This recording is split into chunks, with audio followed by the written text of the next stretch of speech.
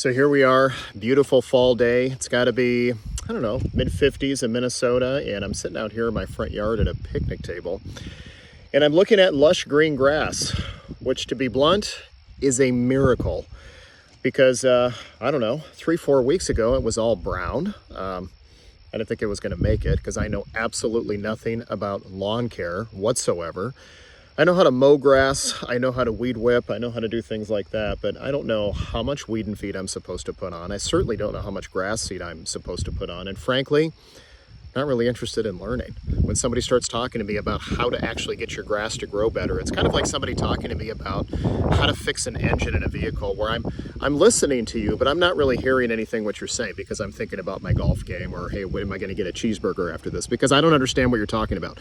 It's the same exact way when it comes to growing grass in my yard. And you know, earlier this season in springtime, I did get some advice from my dad and some other friends of mine, and they said, hey, you've got to overseed. You've got to put weed and feed out there. So I put a ton of grass seed down. Now, when I say a ton of grass seed, I'm talking roughly 20 to 30,000 square feet of grass seed. And so anyway, and that was just up by the house, just trying to get that to grow. Of course, none of it did. Nothing came in. We went into a drought, and but lo and behold, now it's all green and I've got all this new grass. But I'll tell you this, 3 to 4 weeks ago, I was ready to just kind of start all over again. I was actually having conversations about, hey, let's rip it out. Let's resod this place. I've got to put irrigation in next year anyway. And I was getting really impatient with it. And it just got me to think about early on as an entrepreneur, I actually had the same mindset. I was really impatient with results. I was really impatient with my journey on just how to learn how to become successful in general at anything. And it just gets me to think about the lifeline of a seed. When you look at the cycle that a seed goes through, you know, if you were to look at a person like they were a seed, what do you have to do with a seed to get it to grow? Well, first off, when you're looking at a seed, you're looking at what the seed could potentially be. Because typically when you buy seed, you buy it in a bag and it shows you a picture on the outside of the bag of what that seed is supposed to produce, right? And so you're not buying seed, you're buying corn, you're buying apples, you're buying oranges, you know, whatever it is. Or in my case, you're buying grass. That's what I'm doing. I'm not buying seed, I'm buying grass. I'm hoping that the seed will produce grass. Okay, so I'm buying the picture on the outside of the bag, right?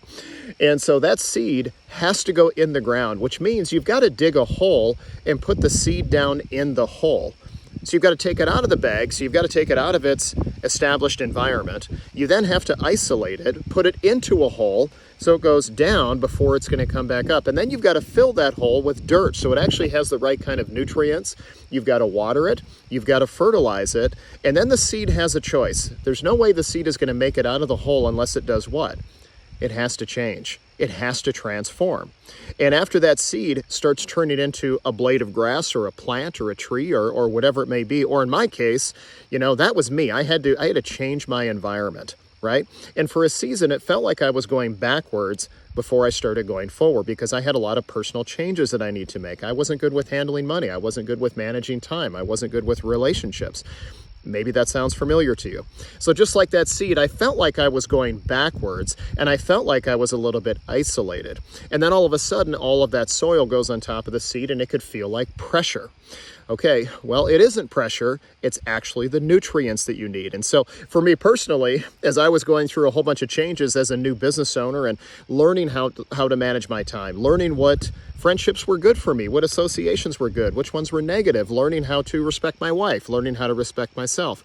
A lot of that change felt like pressure. Okay, well really, that pressure, that was the nutrients that I need, much like the dirt going on top of that seed that was in the hole. Okay, but if the seed doesn't change, it just stays in the hole and nobody ever knows about it again. I know a lot of people like this where I once knew them and they had great aspirations, and they never chose to do anything with that. Okay, well now that seed changes into a blade of grass and all of a sudden it starts to climb out of the hole because of transformation. And then it goes ahead and it breaks the surface and it sees the sunlight for the first time. And that's where you and I can see that blade of grass or an apple tree or an orange tree, whatever it is.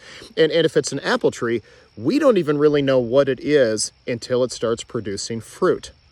And before it's going to produce fruit, it's going to be pruned. You're going to trim it back a little bit, right? Just to make sure that you get all the dead branches off or the leaves out of the way. And you're going to tend to that tree, knowing the intent of pruning that tree is to produce fruit.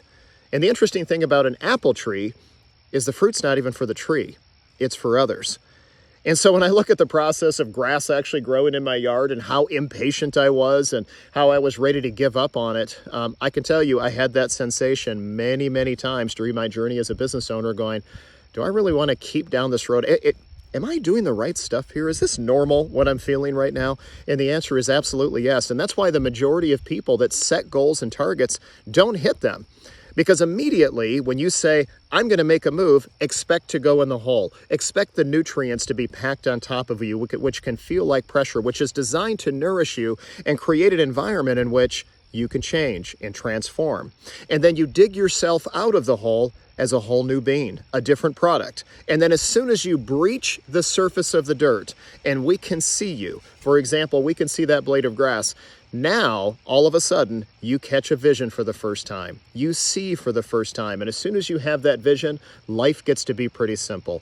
Because with a vision, it's easy to establish priorities. Okay, well, for me, this is definitely true for me. But it just got me thinking the other day as I was out here cutting my grass, which I tend to do about once a week. And of course, that season will be done shortly here. And I got to thinking about how impatient I was. So here's my question for you. Where in the process are you?